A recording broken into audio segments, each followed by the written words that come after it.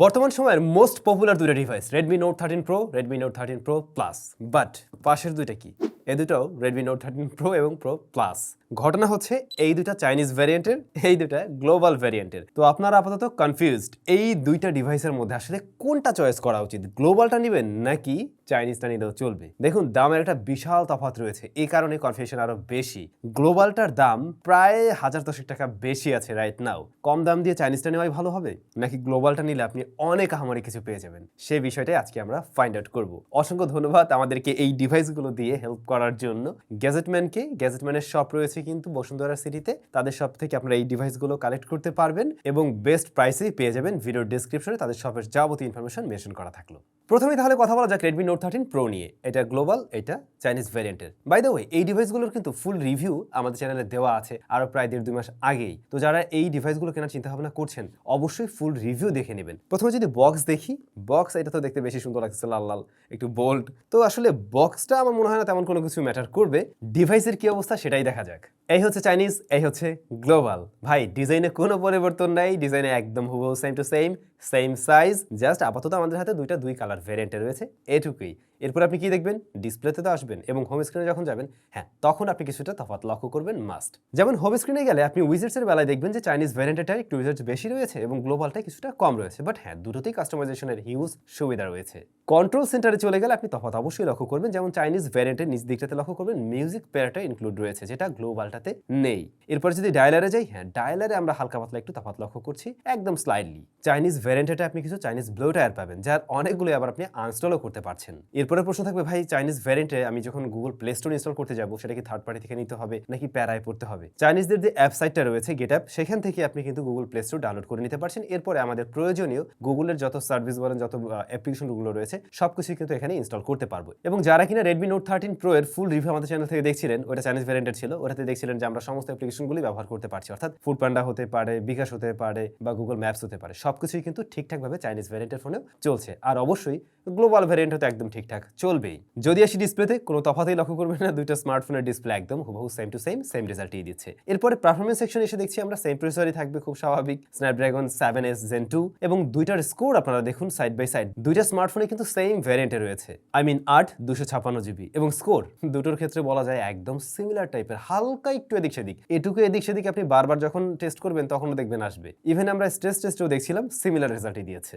আর একটু আগে যেমনটা বলছিলাম, চাইনিজ ভ্যারিয়েন্টে আমরা বেশ কিছু চাইনিজ ব্লো টায়ার পেয়েছি, যার ম্যাক্সিমাম আবার আনস্টলও করা যায়। সো আমার মনে হয় না যে এটা নিয়ে আপনি তেমন কোনো প্রবলেম ফেস করবেন। তবে আমরা যখন দুইটা স্মার্টফোনে স্টোরেজ চেক করছিলাম, দেখলাম যে চাইনিজ ভ্যারিয়েন্টটা একটু স্টোরেজ বেশি নিচ্ছে, অর্থাৎ সিস্টেম থেকে স্টোরেজ 1GBর মতো বেশি খায়, আর এইটা 1GB একটু কম নেয়। অনেকেরই হয়তো প্রশ্ন থাকবে, দুইটার ক্যামেরায় কি একটু আলাদা ছবি আসতে পারে?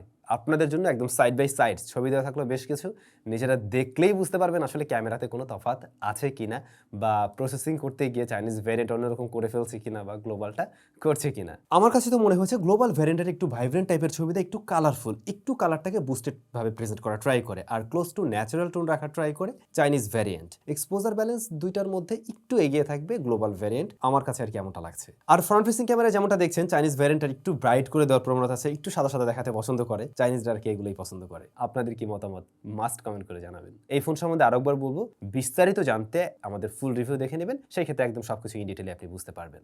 ব্যাটারির কি অবস্থা, দুইটা স্মার্টফোনে 5100 mAh এর ব্যাটারি রয়েছে এবং চার্জ একদম সেম টাইমে হয়, মানে ফুল চার্জ 0 to 100%। বাট ব্যাকআপের ক্ষেত্রে চাইনিজ ভ্যারিয়েন্টটা আমাদের কাছে একটু কম ব্যাকআপ মনে হয়েছে, গ্লোবালটা একটু যেন বেশি ব্যাকআপ দিচ্ছে, একদম স্লাইডলি, সেটা অনেক সময় হয়তো আপনি ধরতেও পারবেন না। এখন আসলে তফাৎ কোথায়? তেমন কোনো তফাৎ নেই। হ্যাঁ, আপনি চাইনিজ ভ্যারিয়েন্টের ফোনে একদম প্রথমে অন করার সময় হয়তো আপনি প্লে স্টোর পাবেন না, জাস্ট সেটা ওই গেটআপ থেকে ইনস্টল করে নিতে হবে, দেন আপনি সবকিছুই ব্যবহার করতে পারবেন। ইভেন বাংলাদেশের সমস্ত অ্যাপ্লিকেশনগুলোই ঠিকঠাকভাবে রান করতে পারছে। চাইনিজ ভ্যারিয়েন্টের 8/256GB ভ্যারিয়েন্টটা বাংলাদেশ মার্কেটে রাইট নাও পাওয়া যায় 30 থেকে 31,000-এ, 12/256GB ভ্যারিয়েন্ট পাওয়া যায় 32,000 টাকাতে। বাট গ্লোবালের কি অবস্থা? গ্লোবালের দাম 42,000 এবং পরবর্তী ভ্যারিয়েন্ট 43,000 টাকা, তার মানে একদম 10,000 টাকা বেশি। এখন আমাকে যদি প্রশ্ন করেন এই দুইটার মাঝে কোনটা নেওয়া উচিত একটু পরে বলি, আগে বড় ভাইদের শেষ করি। I mean 13 Pro Plus। 13 Pro Plus এর ক্ষেত্রে কিন্তু একদম সিমিলার বিষয় আমরা খেয়াল করছি। হোম স্ক্রিন অন করার পরে যে বিষয়গুলো ছিল, উইজেটস এর ক্ষেত্রে আমরা চাইনিজ ভ্যারিয়েন্টে বেশি পেয়েছি। দেন কন্ট্রোল সেন্টার থেকেও কিন্তু দেখছিলাম মিউজিক প্লেয়ারটা আপনি চাইনিজ ভ্যারিয়েন্টে পাচ্ছেন,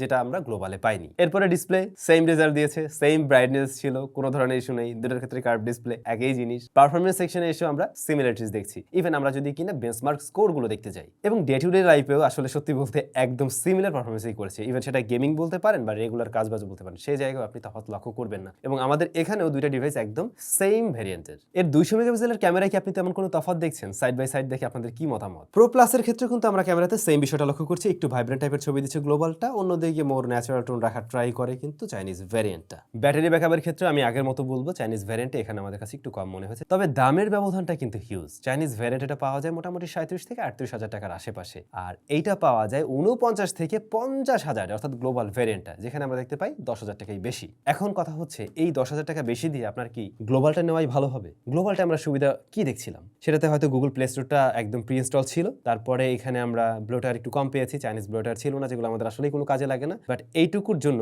আমার মনে হয় না 10 হাজার টাকা বাড়তে দিয়ে কোনো দরকার আছে গ্লোবালটা কিনা। আমি হলে জীবনেও কিনতাম না। মানে আমার সাজেশন থাকবে আসলে চাইনিজ ভ্যারিয়েন্টটা রাইট নাও নেওয়া। গ্লোবালটা যদি দাম কমে এরকম জায়গায় চলে আসে, অর্থাৎ চাইনিজ ভ্যারিয়েন্টের মতো চলে আসে, এরকম প্রাইস পয়েন্টে পাওয়া যায়, ডেফিনেটলি আপনি গ্লোবাল ভ্যারিয়েন্ট চয়েস করবেন। কিন্তু দাম বেশি দিয়ে ওইটা কেনার আমি তেমন কোনো যুক্তিকতা দেখি না, সত্যি বলতে এটাই। যখন কিনা আপনি দুইটা ডিভাইসই আনঅফিসিয়াল কিনছেন। অফিসিয়াল হলে বিষয়টা আলাদা হইতো, বলতাম অফিসিয়াল ওয়ারেন্টি আছে এরকম।